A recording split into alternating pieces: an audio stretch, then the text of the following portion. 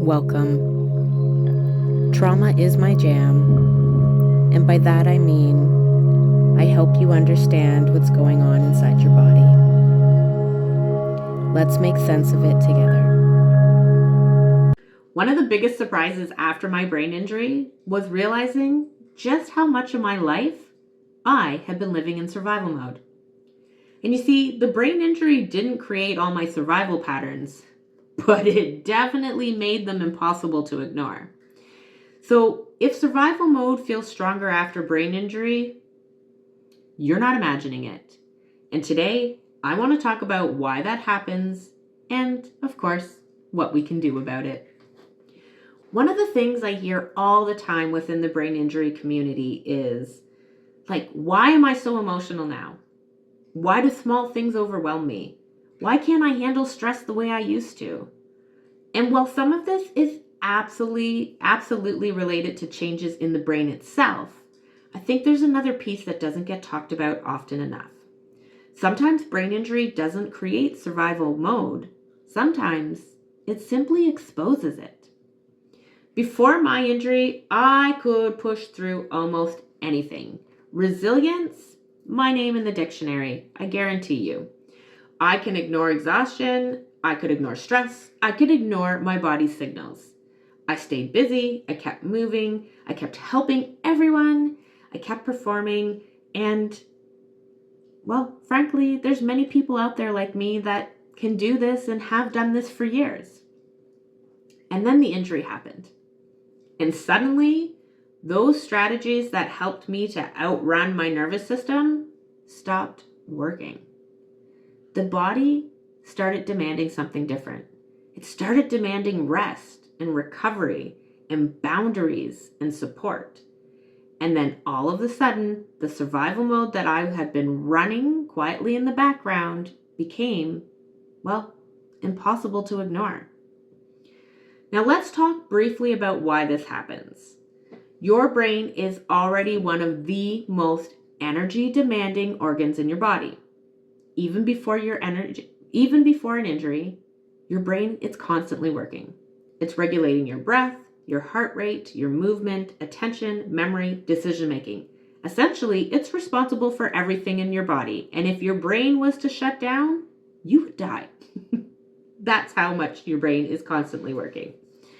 Now imagine that same brain is also trying to heal.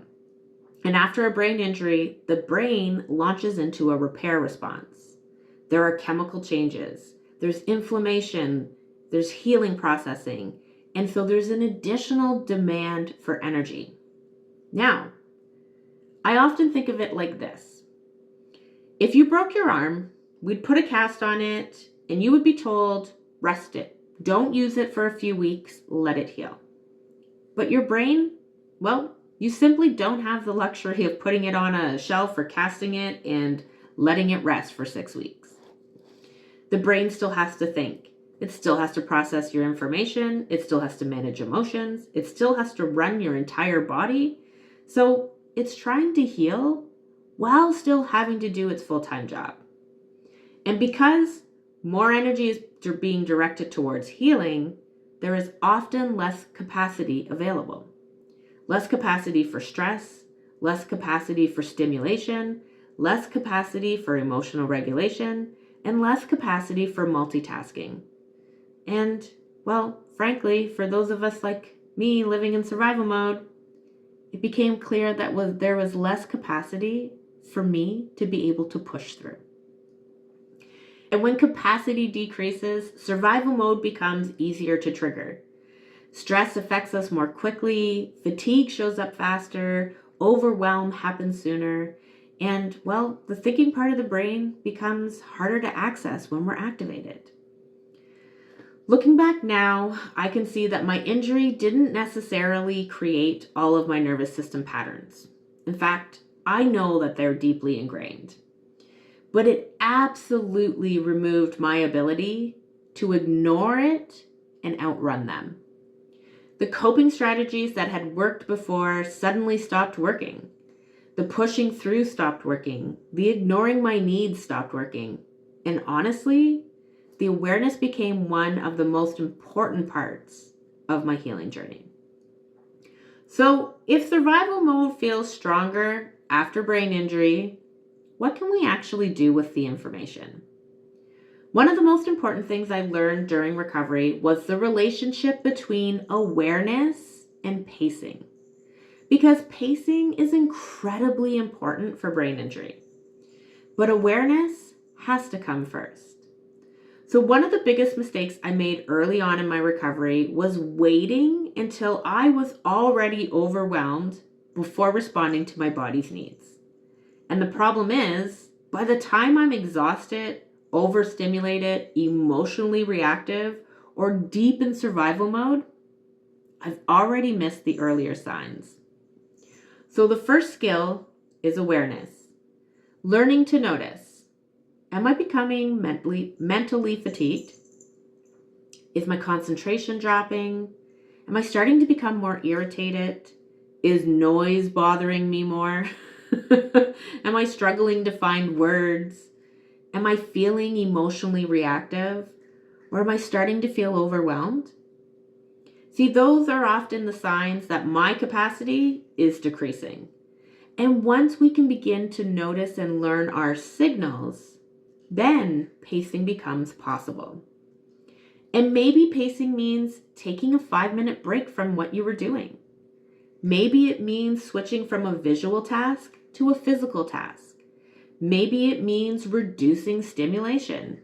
Maybe it means going outside or moving your body or drinking some water.